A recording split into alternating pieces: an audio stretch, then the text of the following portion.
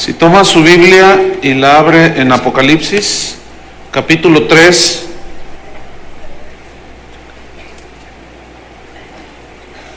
Apocalipsis capítulo 3, versículo 1 al 6. Continuamos con nuestra serie El propósito de la iglesia. Este es el tema número 14. Se titula La iglesia que parecía viva. Ay, parecía viva. Vamos a leer.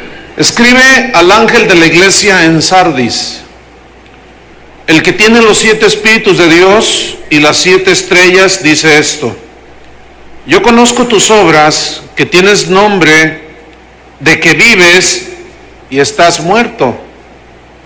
Sé vigilante y afirma las otras cosas que están para morir, porque no he hallado tus obras perfectas delante de Dios.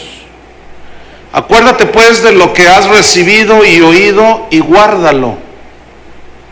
Y arrepiéntete, pues si no velas, vendré sobre ti como ladrón, y no sabrás a qué hora vendré sobre ti. Pero tienes unas pocas personas en Sardis que no han manchado sus vestiduras, y andarán conmigo en vestiduras blancas, porque son dignas. El que venciere será vestido de vestiduras blancas, y no borraré su nombre del libro de la vida, y confesaré su nombre delante de mi Padre y delante de sus ángeles. El que tiene oído, oiga lo que el Espíritu dice a las iglesias.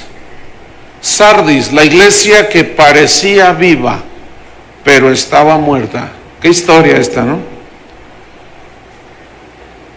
Esa iglesia de Sardis, junto con la iglesia de la Odisea, que está a partir del versículo 14, estas dos fueron las que recibieron el reproche más duro de parte de Jesús.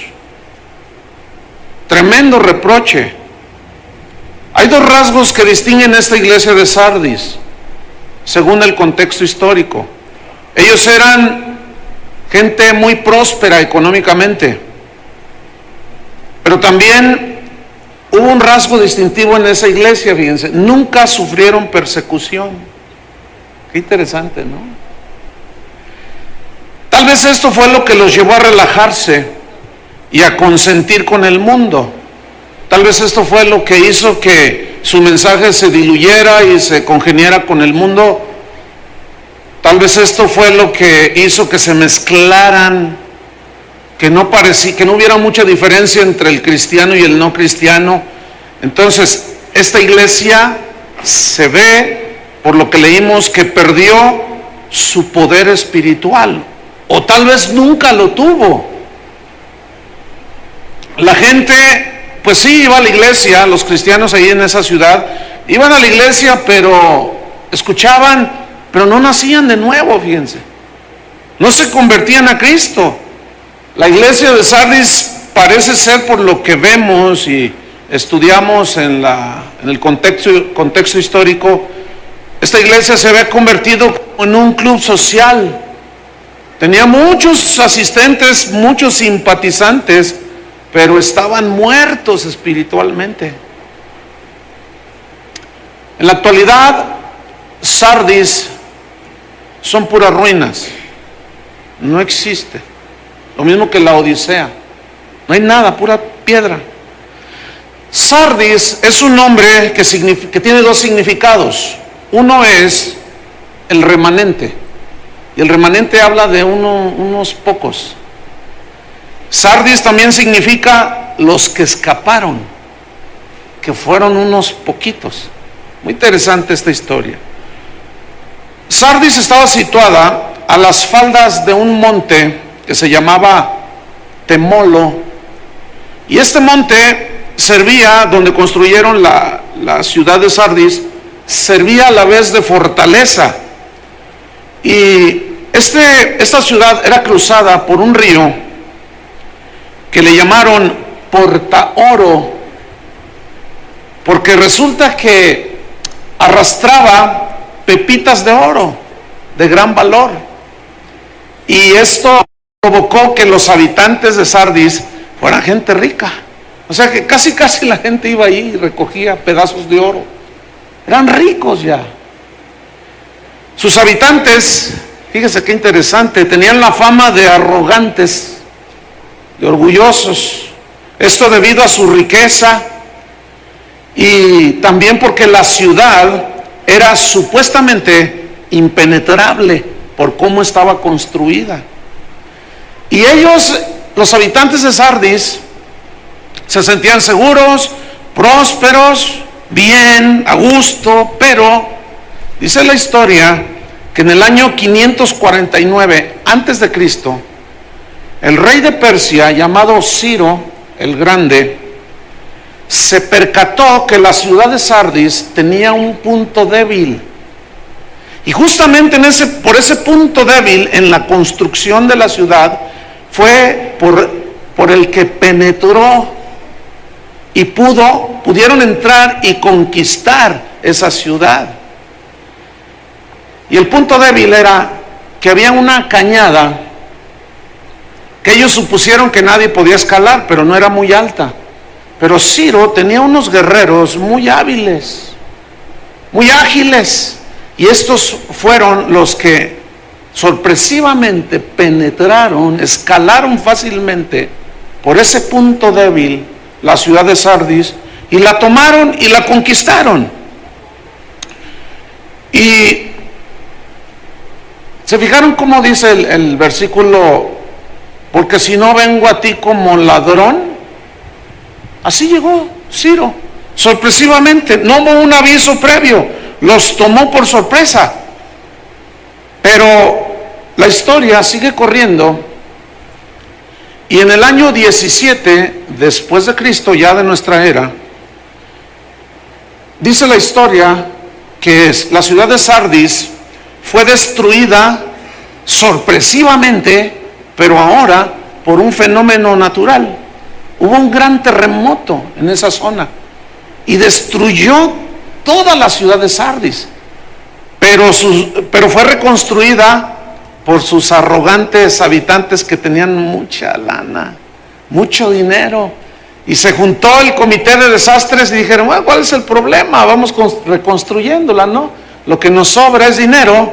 Y pues pusieron, y en 10 años reconstruyeron toda la ciudad, pero de una manera esplendorosa. Y en esa ciudad de Sardis adoraban a una diosa que se llamaba Deméter, que es la madre de las diosas. Ellos adoraban a otras diosas, entre algunas de ellas a la diosa Artemisa, la diosa Cibeles, que involucraba, igual que las demás ciudades paganas, dentro de la adoración de su culto a esas diosas, incluía inmoralidades de todo tipo. Y esa inmoralidad justamente fue la que hizo que los habitantes de Sardis poco a poco se precipitaran en su caída. Poco a poco se iban yendo al despeñadero a causa de su inmoralidad. Ellos estaban, para ese entonces ya los romanos habían controlado un par de siglos antes esa zona, pero ellos seguían influenciados por la filosofía de los griegos. Todo esto es muy parecido, el contexto histórico de las demás ciudades y de las demás iglesias que hemos estado estudiando. Y junto con esa caída de la ciudad, a la par iba también la iglesia de Sardis. Había penetrado el evangelio un tiempo atrás, pero ese evangelio fue recibido con gozo, fue sembrado por los mensajeros de Dios, pero le sucedió lo que Jesús dijo de la parábola, que nunca dieron fruto, nunca había raíz. Entonces esta iglesia, escuchen bien, tipifica a toda aquella iglesia que se precia de ser cristiana, pero que la mayoría de sus miembros, incluyendo al pastor, no son nacidos de nuevo. Esta historia es muy interesante, pero a la vez es muy impactante. Vamos al versículo 1 para estudiar los pormenores de esta iglesia que parecía viva, pero estaba muerta. Dice en el versículo 1 de capítulo 3: escribe al ángel. ¿Quién es el ángel? Ya sabemos. ¿Quién? El pastor. ¿Qué es el pastor en una iglesia? Es el responsable de lo bueno y lo malo, lo que suceda dentro de la iglesia, lo que se enseñe o se deje de enseñar, sea bueno o malo. El pastor, los pastores en cualquier congregación cristiana, somos los responsables de lo que suceda y cómo se predica, qué se predica y cómo se hacen las cosas. Pues a él iba dirigida la carta, y le dice en el versículo 1, en la segunda parte del texto, dice: el que tiene los 7 espíritus de Dios. En la Biblia, el número 7 habla de totalidad. Siempre que tú veas 7 días de la semana, 7 notas musicales, 7, etcétera, habla de una totalidad, pero espiritualmente se refiere a Dios. El 6 es el número del hombre, porque el hombre fue creado en el 6º día, según las Escrituras. Entonces dice: el que tiene los 7 espíritus de Dios. ¿Qué significa aquí?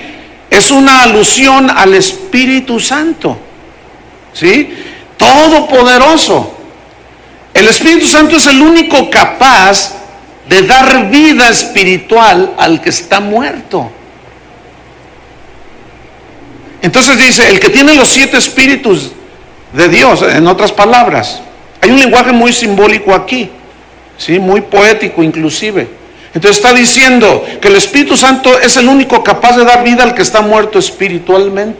El Espíritu Santo es el único que imparte la vida de Cristo en una persona que se arrepiente. Es el único, el Espíritu Santo, que imparte la vida de Dios a la iglesia.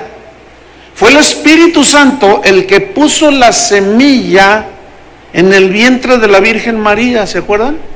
Y nació, el santo ser que nació fue nuestro Señor Jesucristo. Fue el Espíritu Santo el que nos engendró y nos infundió el aliento y la vida de Dios, y nos engendró por medio de la palabra.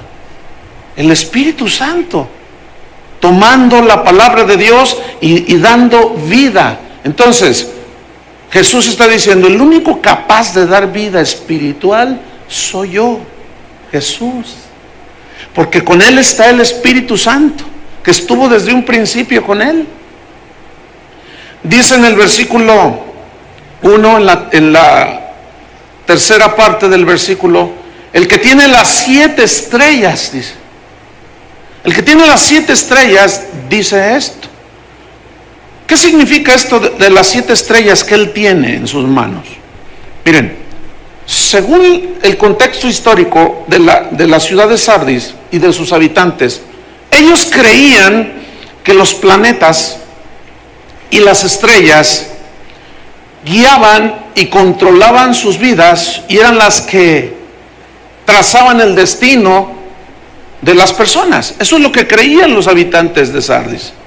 Entonces, el hecho de que Jesús diga: el que tiene las 7 estrellas, significa que Cristo es el que tiene en sus manos, en su control, como Él es el creador de todo. Él tiene en sus manos los planetas, las estrellas que Él creó. En otras palabras, Él es el que tiene nuestro destino en sus manos. Él es el que tiene el destino de todos los seres humanos.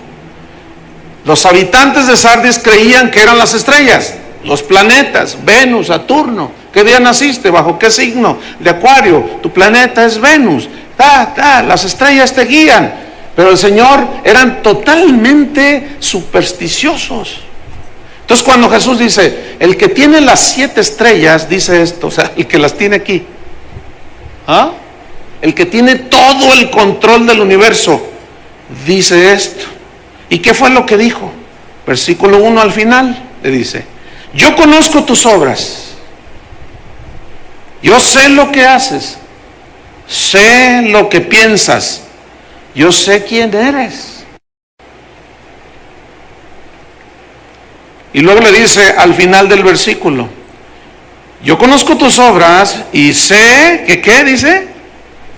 Que tienes nombre de que vives y estás muerto. Hay algunos escritos que señalan que el pastor de la iglesia de Sardis se llamaba Sósimo, con Z al principio. Sósimo. Y Sósimo viene del griego que significa el que vive. Y es interesante. O sea, el pastor se llamaba el que vive. Por eso le dice, tú tienes nombre, porque en primera instancia le está diciendo al pastor, ¿no es cierto? Tienes nombre, te llamas Sósimo de que vives, pero estás muerto, le dice. Qué impresionante.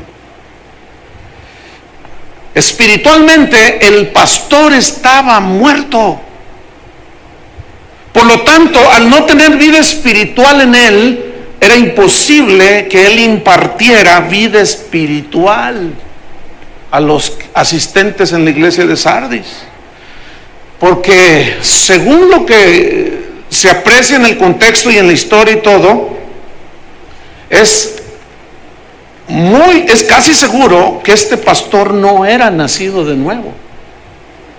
¿Ustedes creen que puede haber un pastor que predique el evangelio y no sea nacido de nuevo? Sí, fíjense que sí.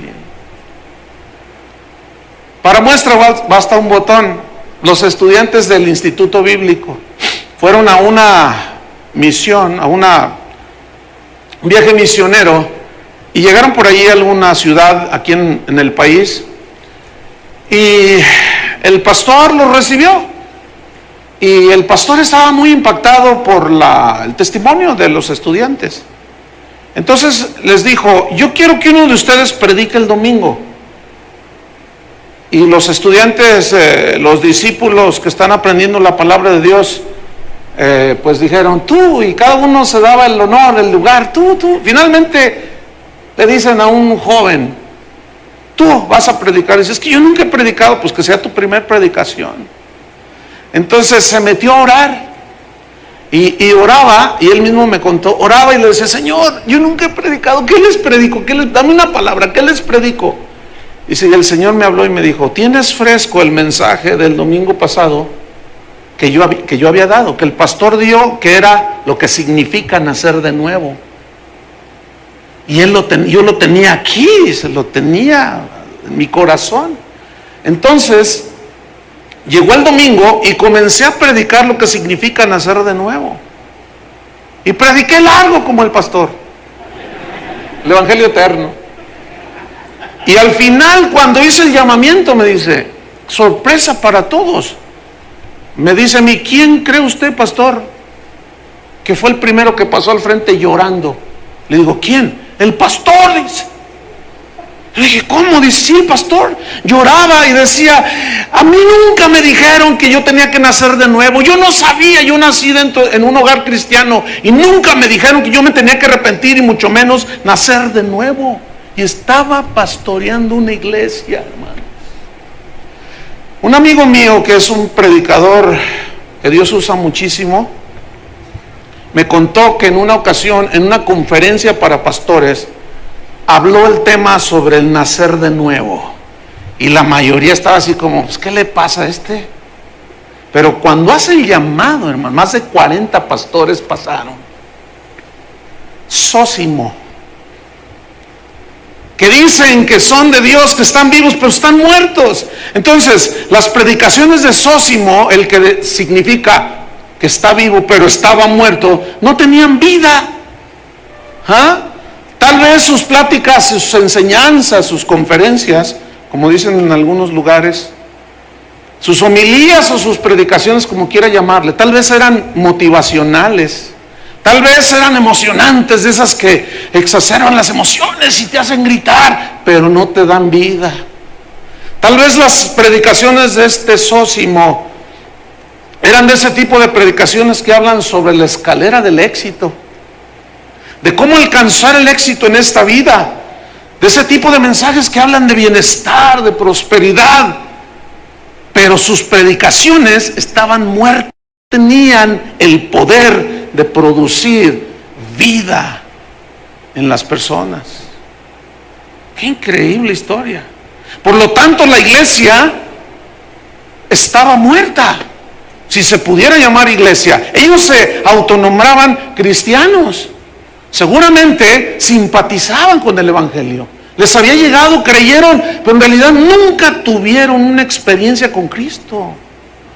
A lo mejor hasta milagros sucedían ahí, pero justamente de estos es a los que Jesús se refiere cuando dijo: muchos me dirán en aquel día, Señor, Señor, en tu nombre echamos fuera demonios, en tu nombre hicimos milagros, en tu nombre hicimos esto. Y yo les diré: ¿quiénes son ustedes?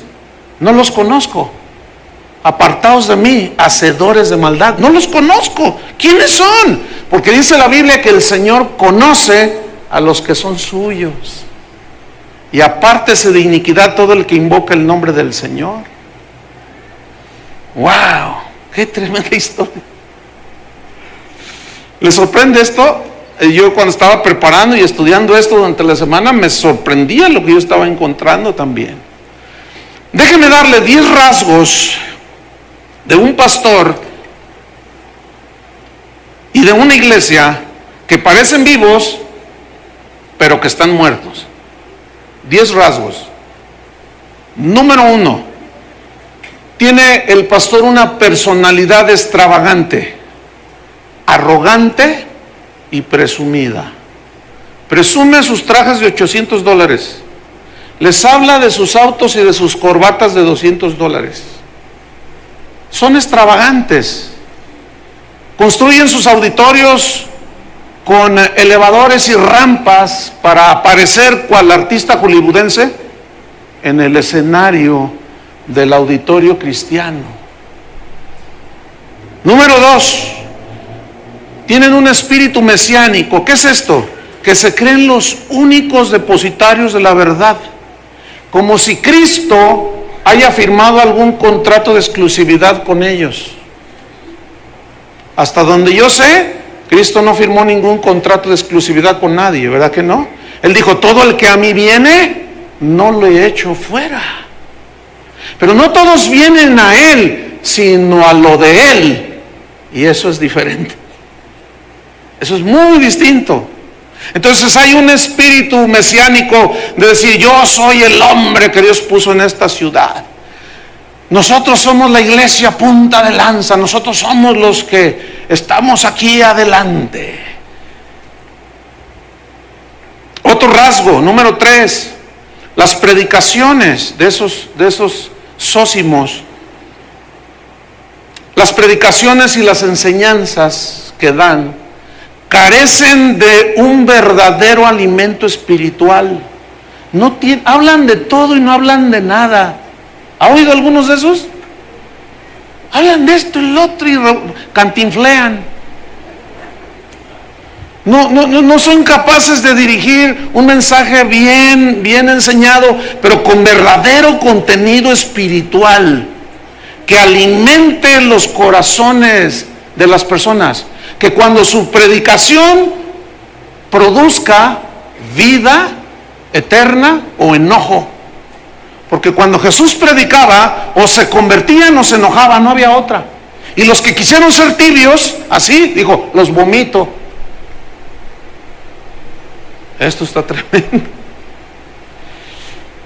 Parecen vivos, pero están muertos. Hablan de sus viajes alrededor del mundo. Se la pasan toda la hora hablando de eso. Hablan de ellos mismos, de sus logros. Hablan de todo menos de Cristo. ¡Qué desperdicio! Número 4. Se caracterizan por un espíritu de autoexaltación.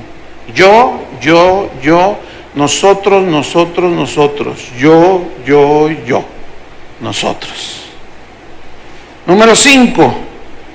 En ese tipo de predicadores y de iglesias tienen un sobreénfasis en lo milagroso. Porque como lo milagroso atrae a la gente, ellos piensan que esa es la manera de atraerlos a Cristo. Pero la gente no se convierte. Está cuando Jesús sana a los 10 leprosos y solamente uno regresó y le dijo: Jesús, ¿dónde están los otros 9? Que no eran 10 que fueron sanados, milagro. Y él dijo: pues no sé, pero yo aquí estoy. Dice que postrado lo adoró y Cristo le dijo: tu fe te ha salvado. Ese leproso se sanó y se salvó.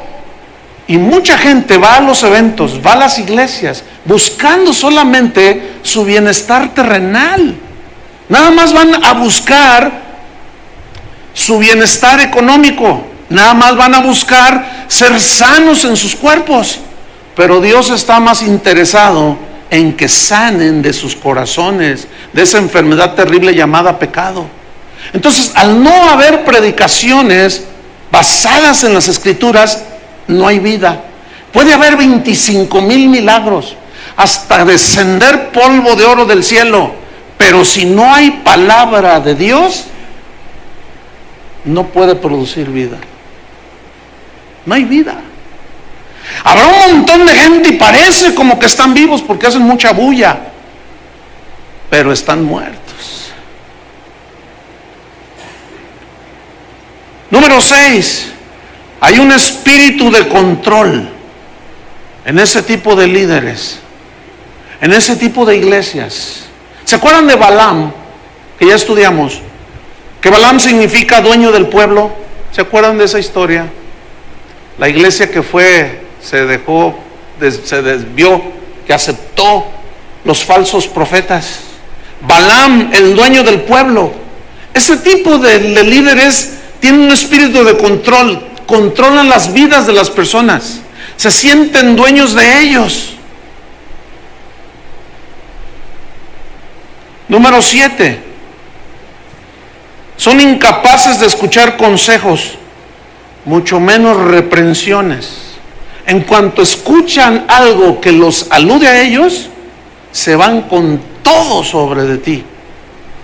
Ellos no dicen: Dios me habló. Ellos dicen: tú me estás atacando.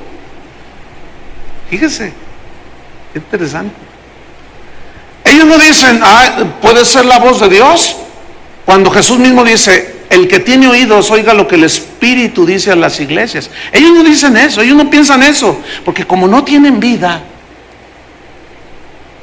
ellos dicen: no, pues es que tú me estás atacando, tú siempre estás hablando de mí, tú siempre me estás avergonzando. ¿Qué traes contra mí? No, yo nada, pero el Señor sí. Número 8. En sus mensajes hay un énfasis desmedido en lo material. ¿Cuántos han visto algún programa en la televisión de Pare de Sufrir? Levanten la mano. No sé si notan lo que yo noto. Un par de veces lo he visto, porque hasta me duele el estómago de ver eso. Pero yo noté, a ver si notaron lo mismo que yo noté.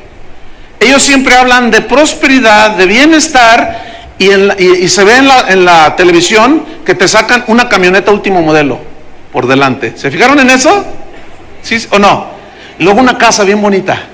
Y luego alguien que da testimonio: no, yo estaba en la miseria y desde que vengo a Pare de Sufrir ya tengo carros, tengo un negocio y me compré una casa. Y ese es su mensaje. No se sabe en otro. ¿Saben por qué? Porque no tienen vida. ¿Qué le pueden decir a la gente? Sin embargo, los pueden atraer hacia una supuesta iglesia que dice ser iglesia de Jesús, pero nunca hablan de Jesús. Y luego te venden la agüita, te venden el aceitito de las vírgenes prudentes y no sé cuál, y que únteselo y que el pañuelito. Y es un desastre. Es un chamanismo impresionante en este tipo de lugares. ¿Qué clase de vida espiritual es esa? No hay vida espiritual allí. Número 9. Como consecuencia, hay una manipulación en el pedir dinero. Hay una manipulación en el sacar ese dinero. dizque para Dios, pero no es para Dios. Se enriquecen a costa de las ovejas. Y número 10, hay un énfasis en profecías, hay un énfasis en sueños, hay un énfasis en visiones y en experiencias místicas. De eso hablan. No tienen otro mensaje, porque como no tienen la palabra, pero se dicen iglesia de Cristo, se dicen hijos de Dios, se autodenominan iglesias cristianas, pero debo recordarles lo que dijo Jesús: yo conozco sus obras, sé quién eres, sé lo que haces, sé qué piensas, sé cómo vives, sé que tienes nombre de que vives, Sósimo, pero estás muerto. Ahora, si tú estás vivo, pues este mensaje no es para ti. Pero si tú eres de esos simpatizantes del Evangelio, que dicen, no, sí, Cristo. También Mahatma Gandhi fue un simpatizante de Cristo, pero nunca se convirtió. Félix I, ahí en el libro de los Hechos, le dice a Pablo, por poco y me persuades a ser cristiano, le dice. Por poco, te faltó poquito.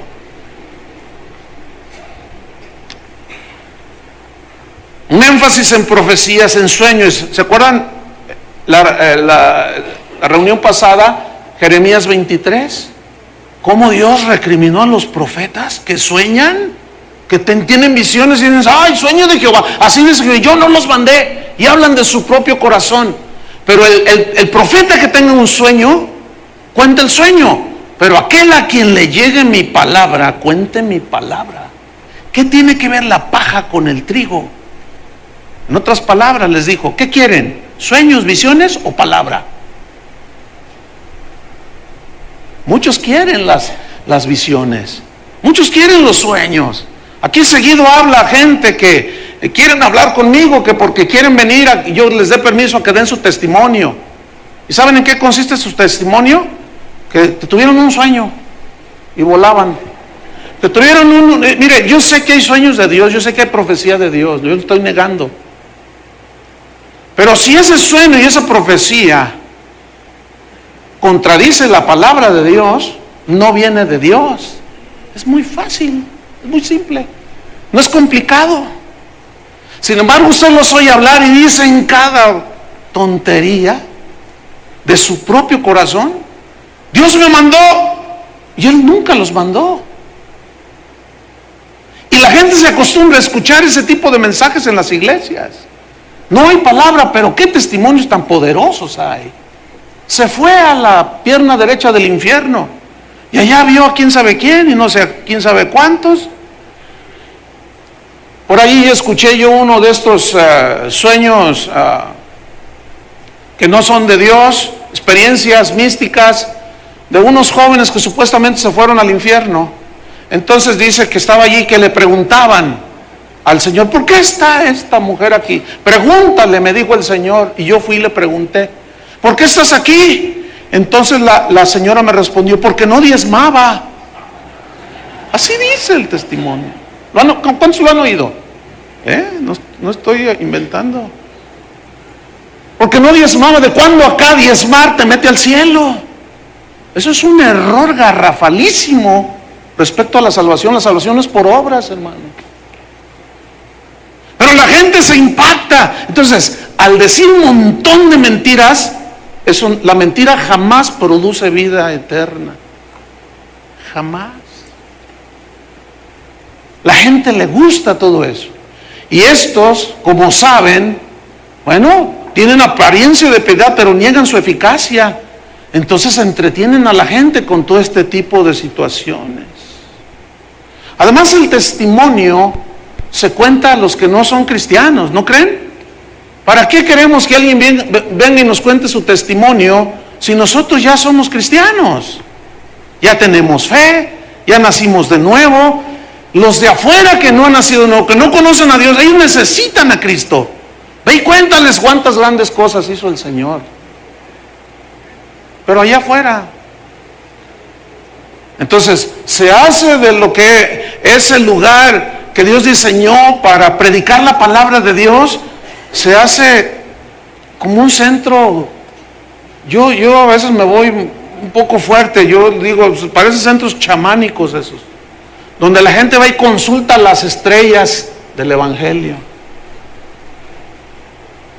Tremendo está esto. Parecen vivos, pero están muertos. Tienen nombre de cristianos, pero no son cristianos. Están muertos. Fíjate lo que dice en el versículo 2. Yo te conozco, Sósimo. Acuérdense de eso, Versículo 2.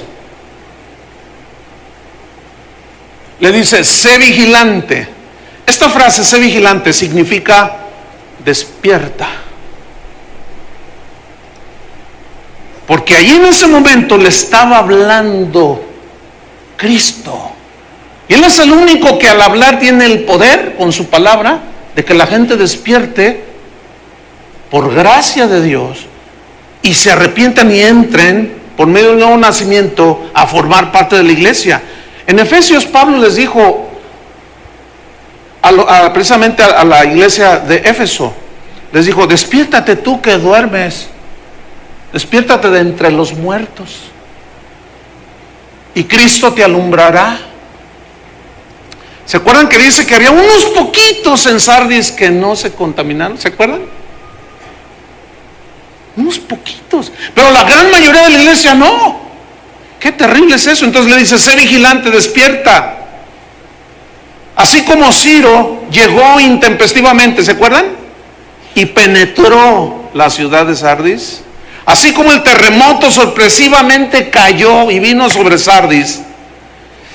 Ay, ellos estaban tan reposados, estaban tan contentos comiendo y bebiendo, divirtiéndose en sus ruidosos eventos, pero estaban dormidos espiritualmente, estaban muertos. Sé vigilante, dice, estoy en el versículo 2, sígame ahí, no cierre su Biblia, sígame ahí. Sé vigilante, dice, y afirma las otras cosas que están para morir, las otras cosas que están para morir. Les quedaban algunas cosas a medio morir. Fíjense bien lo que le voy a decir. Todas las sectas, sin excepción alguna, todas tienen algunos rasgos de la verdad del Evangelio, ¿sí o no? Pero en su esencia contradicen el espíritu del Evangelio, la palabra de Dios. Pero tienen algunas verdades allí incrustadas acerca de Jesús, acerca del Evangelio. Entonces a ellos les quedaban algunas cosas a medio morir, medio que obedecían, pero ellos pensaban que, como no habían nacido nuevo, pensaban que haciendo cosas, ellos iban a ganar su salvación. Y la enseñanza general de la Biblia dice que eso es imposible. No hay un justo ni aún uno, nadie puede ser salvado por medio de las obras. Porque si así fuera, ¿a qué vino Cristo a morir en la cruz? ¿Por nosotros? Se hubiera quedado allá y nosotros con nuestra media obediencia medio que ganamos la salvación. Eran medio que hay que andar en santidad, pero pues, como su naturaleza no era la de Dios, pues no andaban en santidad. Y medio que se vestían con cierta ropa y dejaban de hacer ciertas cositas y para ellos esa es la santidad. Medio que eran humilditos por allí y algunas medias oraciones allí que más o menos de pronto dirían, oh Dios omnipotente, te pedimos, oh Dios de los cielos, amén. Y luego alguien por allí, oye, ¿no se dice en el nombre de Jesús? Ah, sí, en el nombre de Jesús. Sí, porque si no dicen el nombre de Jesús, ¿a cuál Dios le hablaste? También los krishnas oran bien bonito. ¿No es cierto? ¿Están asustados o qué? Les pregunté, ¿no es cierto que han oído orar a los krishnas? ¿Han oído orar a la gente que tiene religión, pero no tiene a Cristo? Y hablan de Dios, y hablan de la divinidad, pero nunca dicen en el nombre de Jesús. Y Jesús dijo, nadie va al Padre si no es por mí. No hay nada. Y si usaban el nombre de Jesús, era a favor de ellos, para hacer ciertos milagritos por allí. Y como el nombre de Jesús tiene poder, pero los milagros no garantizan. Cuando sucede un milagro, en cualquier parte, hermanos, el solo hecho de que suceda no garantiza que viene de Dios o no. Pero si previo a todo eso hay una sana doctrina, porque según Lucas en el último versículo dice que las señales seguían a la predicación de la palabra. Así dice. Los milagros seguían la predicación de la palabra. Sigo en el versículo 2. Porque no he hallado tus obras perfectas delante de Dios, le dijo. ¿Qué significa esto? Es decir, lo poco bueno que haces, en otras palabras, lo haces para tu gloria. Yo he encontrado que tus obras, que no he hallado tus obras perfectas delante de Dios. Y aquí perfección habla de sinceridad profunda del corazón. No, dice, lo que tú haces, lo haces para tu gloria. Lo haces para demostrarles a todos que tú también puedes hacer grandes eventos y grandes cosas para Dios. El niño, por favor. Tu motivación, le dice, de lo que haces es solo para inflar más tu ego. Esa es tu motivación. Dios está muy interesado, escúchenme bien, Dios está acá adelante. Dios está muy interesado en que lo que hacemos para Dios sea sincero. ¿Cuántos dicen amén? Sea de corazón, como para el Señor, no para nosotros mismos, ni a nuestro favor, ni para inflarnos nosotros mismos, ni para ponernos nosotros enfrente como en lugar de Cristo. No. Fíjense qué tremendo. Sí, en otras palabras les dice, haces muchas cosas que aparentan ser para mí. Aparentan ser para mí. Pero las haces para recibir las alabanzas de los demás. ¿Se acuerdan Jesús cómo recriminó a los fariseos? Dice, ustedes no sean hipócritas como los fariseos, que oran. No, orar no tiene nada de malo. El asunto es que ellos oran para ser vistos por los hombres, para que digan, ¡ay, qué tremenda oración! ¡Qué tremenda! Y ponían carita de San Bernardo. Y el Señor los miraba a los fariseos y decían, no, yo te conozco, a mí no me vas a engañar. A la gente la vas a poder engañar, pero a mí no me puedes engañar. Yo sé lo que hay dentro de tu corazón. Yo sé que lo que estás haciendo, orar y ayunar. Usted les dijo a sus discípulos, no sean como los fariseos, hipócritas, que cuando ayunan demudan sus rostros para mostrar a los hombres que ayunan. De cierto les digo, esa es su recompensa. Pero tú cuando ores, dice, y cuando ayunes, cuando ores, entra al lugar secreto allí con Dios. ¿Qué le tienes que...? Fíjense, a mí me critican porque no oro antes de predicar. Pues no. Yo oro allá, en el lugar secreto. Yo puedo aventarme una oración retumbante aquí. Ahora, el que ora no quiere decir que es un hipócrita. No, porque Dios ve el corazón. Pero ¿qué si oro antes o después? ¿Qué? Sin embargo, algunos dicen, ¡ay, ni ora! Y otros se ofenden porque al empezar a hablar la palabra de Dios no se ponen de pie la gente. Usted puede estar de pie con su corazón todo sucio. Y usted puede estar sentado con corazón sincero. ¿Qué tiene que ver estar parado o sentado? Pero precisamente ahí es donde se pierden. Como no hay discernimiento, no hay vida espiritual, no saben ni qué onda. Entonces confunden todo. Entonces tú cuando ores, tú ora a tu Padre que está en lo secreto. Y tu Padre que ve en lo secreto te recompensará en público. Y cuando ayunes, lávate la cara, báñate, cepíllate los dientes.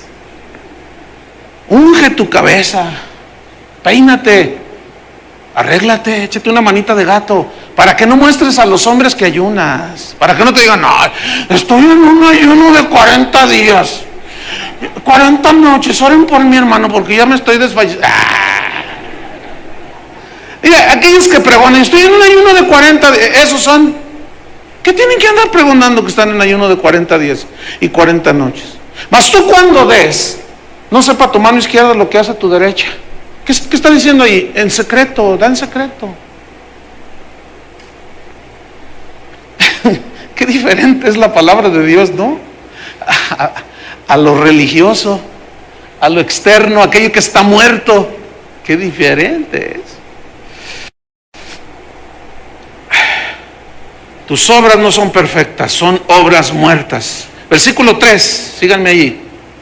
Acuérdate pues de lo que has recibido y oído, le dice.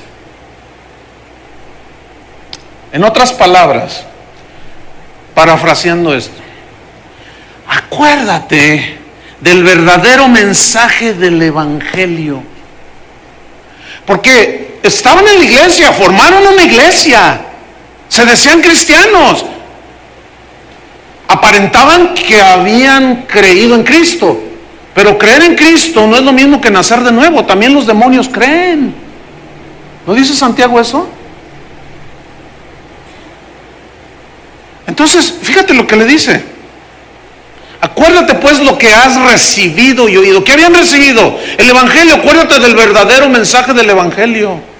No te olvides, en otras palabras, lo que significa ser verdadero discípulo mío. ¿Qué es un verdadero discípulo de Jesús? A ver, ¿qué es un discípulo? Pues uno que sigue a Cristo, nada más. ¿Y qué es seguir a Cristo? No, está tan diluido el concepto de discípulo. ¿Sabe qué es un discípulo? El que somete toda su voluntad a la voluntad del maestro. Nos falta mucho para ser verdaderos discípulos, ¿verdad?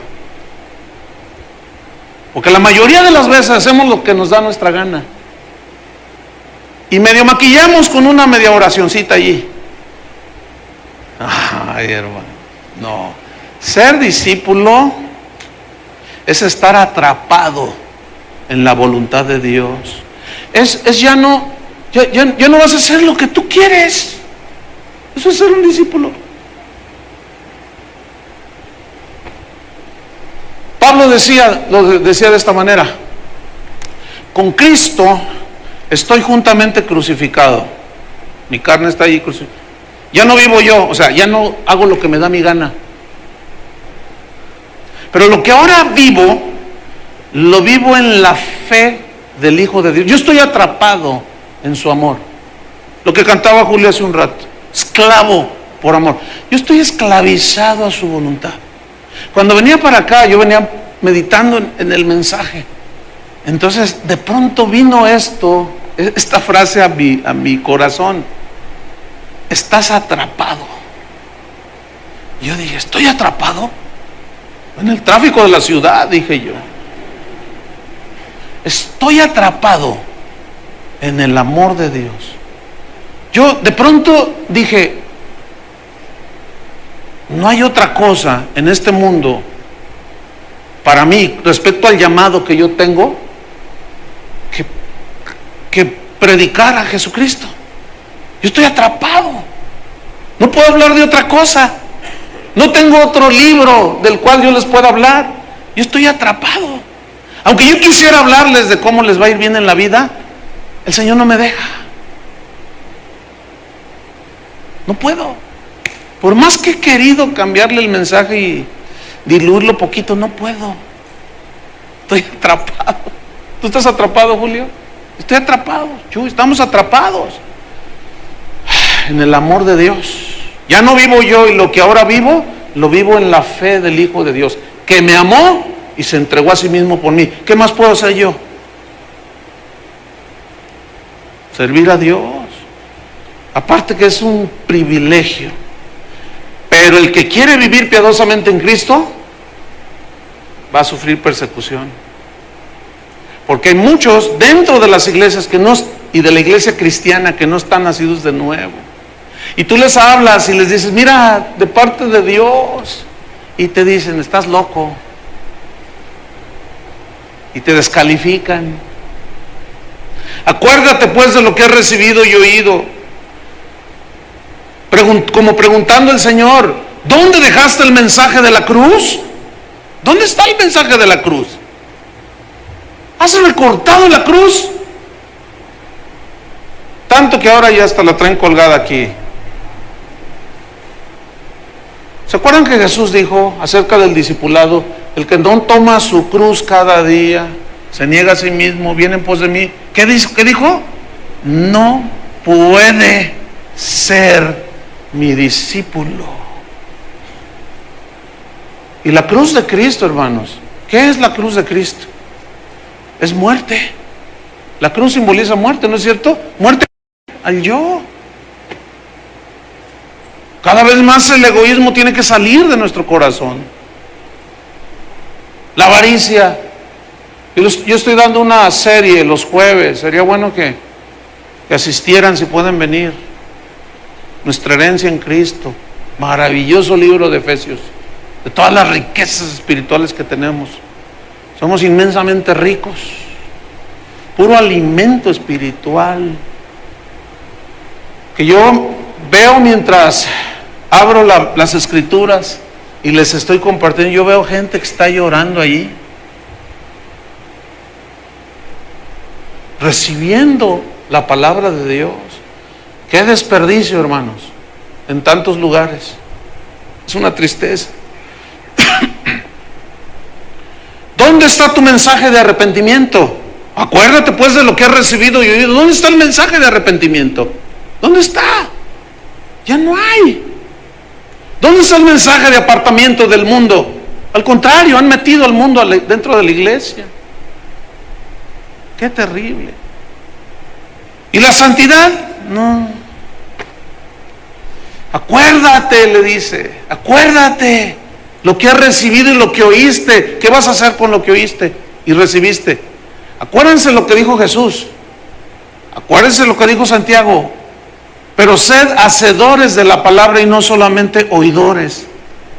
Acuérdense Mateo 7 de Jesús. Todo aquel que oye mi palabra y la hace, y todo el que oye mi palabra y no la hace, ahí hay dos oidores diferentes. Y así eran estos. Habían oído, habían escuchado, pero nunca hicieron lo que habían escuchado.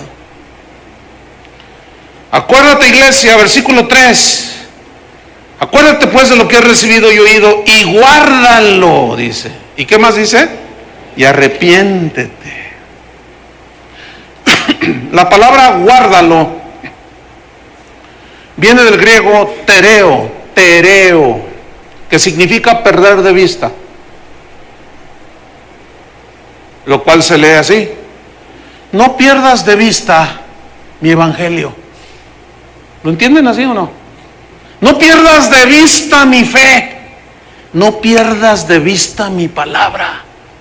Porque el cielo y la tierra pasarán, pero mi palabra no pasará. Guárdalo, eso significa, no pierdas de vista. No pierdas de vista ¿qué? Lo que habías escuchado, lo que habías oído, pero nunca lo hiciste carne de tu carne. Guárdalo. No lo pierdas de vista. No pierdas de vista a Jesucristo. Puesto los ojos en Jesús, el autor y el consumador de la fe. ¿Se acuerdan de Isaías cuando ve la gloria de Dios? Capítulo 6 de Isaías, no lo busquen. Dice que estaba él, Isaías, y de pronto dice: cuando murió el rey Usías, vi yo al Señor sentado en un trono alto y sublime, y sus faldas llenaban el templo. Y había serafines que volaban, y con dos alas cubrían sus ojos, y con dos volaban. Y aquello era tan maravilloso. Dice, y oí, y estos ángeles, estos seres angelicales decían: Santo, Santo, Santo, Jehová de los ejércitos. Fíjense, es interesante ver que no hay un solo versículo en la Biblia que diga misericordioso, misericordioso, misericordioso. ¿Se fijan que no? Justo, justo, justo. Pero ¿por qué sí 3 veces santo, santo, santo? En primer lugar está aludiendo allí al Padre, al Hijo y al Espíritu Santo. Pero el rasgo más característico de Dios es que Él es santo. Él no tiene que ver absolutamente nada con el pecado, hermanos. Por eso decía el rey David: sumamente pura es tu palabra. Es como el oro que se purifica en horno de fuego, dice, purificado 7 veces, o sea, al máximo. Sumamente pura es tu palabra. No se te olvide esto, no lo pierdas de vista. Y luego le dice, y arrepiéntete. Esa palabra ya la conocemos, que significa, cambia tu actitud, cambia tu mente, vuélvete a mí. Yo soy el único que te puedo dar la vida. Sigues buscando, vas con el psicólogo y sigues igual de loco. Vas allá y sigues igual de borracho. Y vas allá y sigues igual de adúltero. Ven a mí, dice el Señor. Él es el único que te puede limpiar. Él es el único que te puede borrar los pecados y cambiar tu mente y cambiar tu vida. De modo que si alguno está en Cristo, nueva criatura es. Las cosas viejas pasaron. Todo eso. Y aquí todas son hechas nuevas. Versículo 3 al final. Pues si no velas, vendré a ti como ladrón. Aquí velar se tradujo del griego egeiro, que significa levantarse de la muerte, significa levantarse de la enfermedad. Cuando alguien está enfermo, que no se puede levantar, el Señor dice, si no velas, o sea, si no te levantas, es porque la palabra, si no te levantas de entre los muertos, si no te levantas de esa enfermedad del pecado, es que mi palabra nunca llegó a ti, nunca te convertiste. ¿Entendieron? Qué tremenda historia. Si no lo haces, dice, vendré a ti sorpresivamente. Si no velas, vendré a ti como ladrón, vendré sorpresivamente como ladrón. El ladrón no avisa cuando va a robar, ¿verdad que no? Ese cae de sorpresa. ¿Cómo cayó Ciro a la ciudad de Sardis? Por sorpresa. ¿Cómo les vino el terremoto? No lo esperaban. Así dice. Si tú no te arrepientes, esto es un mensaje para toda la iglesia alrededor del mundo, aprovechando que se oye por internet, no solo para algunos aquí, no solo para nosotros, sino para todos los que escuchen. Es un mensaje a las iglesias, hermano.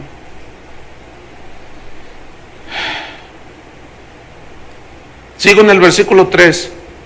Pues si no velas, vendré a ti como ladrón, y no sabrás a qué hora vendré sobre ti.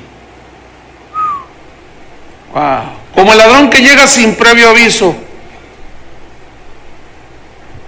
Solo ruinas quedaron de la ciudad de Sardis. Ahora sí que como dice aquel narrador de fútbol, uf y recontra uf. ¿Lo han oído? Así como, ay, yo diría, ay y recontra ay. Este es un mensaje, hermanos. Yo no sé, pero yo estoy así como choqueado. Esa palabra no está en el diccionario, pero pues ya se usa. Como en shock, estoy choqueado así. Porque es increíble que cristianos digan, no, el mensaje del evangelio es positivo. Sí es cierto, porque te saca del infierno, pero te tiene que decir lo negativo para sacarte del infierno. No.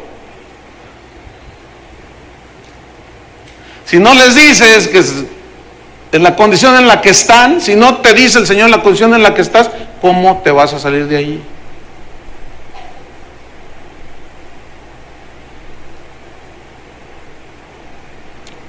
Versículo 4. Ay, así como que hay a ver, respiren hondo. Así como que, así como cuando uno le hace, yo pensaba que la cosa estaba terrible la cosa, pero así como que, fíjate el versículo 4 que dice. Es como un bálsamo, ¿no? Así como que, pero tienes unas pocas personas en Sardis. ¿Qué significa Sardis? ¿Se acuerdan? ¿Alguien me puede decir? El remanente. Tiene dos significados. ¿Cuál es el otro? Los que escaparon. ¿Por qué pocos? ¿Por qué pocos? ¿Qué no dijo Cristo? Porque ancho y espacioso es el camino que lleva a la perdición, y muchos son los que caminan por él. ¿No dijo así? Pero angosto. Angosto es el camino que lleva a la vida y pocos. Mire, ese mentado avivamiento de millones y que aquí en la ciudad se van a convertir 5 millones de personas, yo no resisto ese mensaje. Donde quiera lo andan predicando. Que aquí, que Guadalajara, que algunos yo sé lo que están pensando, me están diciendo, uy, no tiene fe. Bueno, ya nos veremos a ver si se convirtieron 5 millones. ¿Qué no lee la Biblia? Que Jesús dijo, cuando el Hijo del Hombre venga, ¿hallará fe en la tierra? ¿No dijo así? ¿Eso le habla de multitudes? No. Donde sí son multitudes es en el Apocalipsis, pero son todos los millones a través de toda la historia de la humanidad. Ahí sí son millones. ¿Qué más quisiera uno? Ni Dios mismo quiere que ninguno perezca, sino que todos procedan al arrepentimiento. Pero la luz vino y los hombres amaron más las tinieblas que la luz. ¿Por qué siempre son pocos? Siempre son pocos. Ah, hermano, pero en Pentecostés se convirtieron 3,000. Sí, 3,000, pero ¿qué son a comparar? ¿Qué son 3,000? Hay una pregunta que a mí me choca tanto cuando me la hacen, y los que la hacen son los pastores. Me dicen, ¿cuánta gente tienes? ¿De qué tamaño es tu iglesia? Yo les digo, no, pues es bien chiquita. Bueno, es que depende. ¿Depende qué? ¿Cuántos tienes? No, nunca los cuento. Yo no los ando contando. Imagínate, me vuelvo loco. Imagínate para contarlos a ustedes. Mejor les predico. ¿No es cierto, Chuy? Usted aquí no tiene un número en la frente, pero el Señor lo conoce.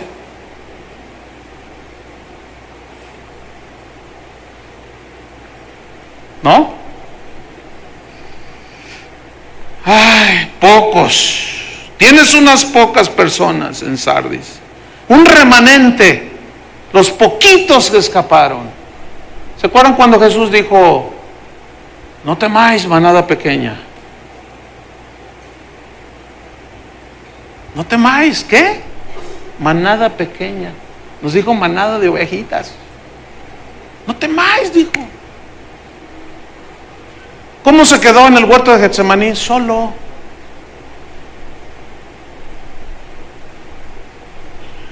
¿A cuántas personas le ha compartido usted?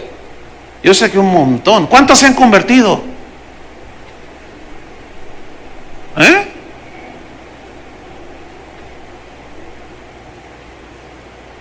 Porque no todos pagan el precio.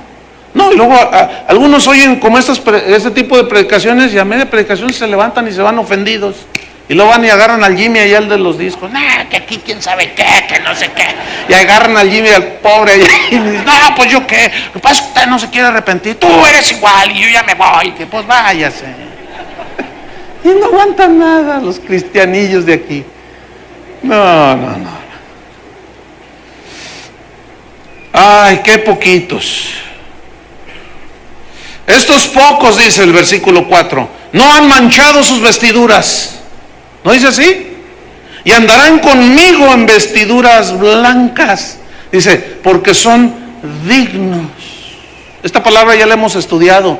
Viene del griego axios y significa peso, que alude a la balanza. Que por un lado está el peso y el otro lado está otro artículo o material o lo que sea. Pueden ser frijoles, pueden ser blanquillos, puede ser peso. Entonces tiene que ser equivalente. Y aquí habla, escuchen bien, de que se escucha la palabra de Dios y ese es el peso, pero luego el vivirla hace la balanza. Eso es lo que hace que cuando tú crees por fe y luego empiezas a vivir la vida cristiana balanceada, equilibrada. entonces tu vida está manifestando que la dignidad de Jesús, porque andas caminando como es digno de un hijo de Dios. Entonces tu conducta, nuestra conducta, es la evidencia que hemos nacido de nuevo. Pero para forma de cambiar nuestra conducta y nuestros pensamientos tenemos que escuchar la palabra de Dios, ¿no es cierto? No hay otra manera, eso ya lo hemos estudiado bastante. Esos, dice, no han manchado sus vestiduras. Son pocos, pero esos pocos, esos andarán conmigo en vestiduras blancas, porque son dignos. Esos son los verdaderos hijos de Dios. Terminamos leyendo el versículo 5. El que venciere será vestido de vestiduras blancas. Aquí ven, el que venciere alude a nacer de nuevo, hermanos. Porque ve, el mismo contexto te lo dice, será vestido ¿de qué? De vestiduras blancas. Y el blanco en la Biblia es símbolo de pureza, que lavaste tus pecados en la sangre de Cristo. Y no borraré su nombre del libro de la vida, y confesaré su nombre delante de mi Padre y de sus ángeles. La frase "y no borraré" en el griego significa jamás un hijo de Dios nacido de nuevo será borrado del libro de la vida. Jamás, no existe eso. Y ellos lo entendían perfectamente por una razón que les voy a explicar en un contexto cultural de ellos. Para nosotros no tiene sentido, mucho sentido. Pero ellos, cuando llegaban a una ciudad o que nacía un nuevo bebé allí, todavía se parece mucho de esto, se registraban pues en los registros, y digamos el registro civil, y les daban su papelito que allí nacieron, ¿sí? Entonces, sabían cuántos habitantes había en la ciudad, en las ciudades de aquel tiempo. Cuando alguien moría o cuando alguien se iba de la ciudad, en el libro lo borraban. En los libros de la ciudad los borraban. Pues que se murió el hermano Camaleón Casillas, pues ya, uno menos. Entonces lo borraban, ¿sí? Que se fue la familia tal a otra ciudad, que se fueron a Pérgamo, y los borraban. Entonces cuando él dice, el que nazca de nuevo, que lave sus pecados en la sangre del Cordero, lo vestiré con vestiduras blancas y jamás borraré su nombre del libro de la vida. ¿Dónde está tu nombre escrito? Hay gente que se adhiere a esta congregación y me dice, pastor, ¿qué tengo que hacer para ser miembro de esta congregación? ¿Qué tienes que hacer? ¿Has nacido de nuevo? Sí. ¿Eres hijo de Dios? Sí. ¿Crees que Cristo? Sí. No, pues ya hiciste todo lo que tienes que hacer. No, pero ¿dónde le firmo? Me dicen, ¿cómo que dónde le firmo? Porque hay iglesias donde tú firmas un libro con la membresía, o sea, tú te haces miembro. No estoy diciendo que eso está malo necesariamente, pero escúcheme bien. ¿Cuántas iglesias tienen su libro de registro? Y están muchos nombres, pero esos nombres no están escritos en el libro de la vida. ¿Para qué quiero yo un registro con la firma de usted si no ha nacido de nuevo? ¿Para qué lo quiero yo? ¿De qué le sirve? ¿A poco va a llegar ese día y le va a decir al Señor a la hora de que, a ver, ¿cómo te llamas? Pues Rosita Alvírez. A ver, ¿no estás? ¿Cómo no? Dice, aquí traigo, mire, yo traigo una copia del libro de la iglesia. Ah, ¿de la iglesia de Sardis? Sí, están muertos esos. Tú nunca tu nombre fue escrito en el libro de la vida. Yo te pregunto, ¿tu nombre está escrito en el libro de la vida? Romanos 8 dice que el Espíritu da testimonio a nuestro espíritu de que somos hijos de Dios. ¿No dice así? Romanos 8:1, ninguna condenación hay para los que están en Cristo Jesús. El que tiene oído, versículo 6. Bueno, hay un elemento aquí en el 5. Y confesaré su nombre delante de mi Padre. significa confesar aquí, del griego significa reconocer. O sea, reconoceré su nombre, conoceré su nombre, sabré quién eres. Pero a los de su izquierda, a los cabritos les dirá, ustedes malditos al fuego eterno. Pero a los de su derecha, a las ovejas les dirá, vengan benditos de mi Padre, yo sé quiénes son. ¿Se acuerdan de la piedrecita blanca con un nombre? Él te la dará, te la dará, te la dará. Termina diciendo, el que tiene oído, oiga lo que el Espíritu dice a las iglesias. El que tiene oído, oiga lo que el Espíritu dice a las iglesias. Los que son miembros de esta congregación saben que muy rara vez yo hago un llamamiento para que reciban a Cristo. Digo reciban entre comillas porque se ha diluido tanto eso de que recibes a Cristo. Todo el mundo lo recibe a Cristo. Muy pocas veces lo hago. ¿Por qué? ¿Sabe por qué? En primer lugar, porque no está en la Biblia. No hay un registro de que los discípulos, ¿quién quiere recibir a Cristo? ¿Quién quiere recibir a Cristo? Veo tu mano, veo tu mano. ¿Alguien más? Él está tocando las puertas. Ahora les ruegan. Y el Señor no viene, ándale, por favor, ándale. No, dice, arrepiéntete, dice. ¿No es cierto? Es un mandamiento. Entonces ahora es, ¿quién levanta el dedito? Pase aquí y reciba a Cristo. ¿Ustedes creen que eso es hacerse cristiano? Yo les aseguro que no. Ahora, algunos de ustedes pudieron haber pasado, pero escúchame bien, no tanto es el hecho de pasar o no pasar, sino de que verdaderamente en tu corazón te hayas arrepentido. Pero como le dicen a la gente, le decimos, ¿quién quiere recibir a Cristo para que tu negocio prospere? Pues todos pasan y levantan el dedito como diputado en el Congreso. Y no nacen de nuevo. Y se empiezan a fabricar las iglesias de Sardis. Espero que este mensaje corra, ¿sí?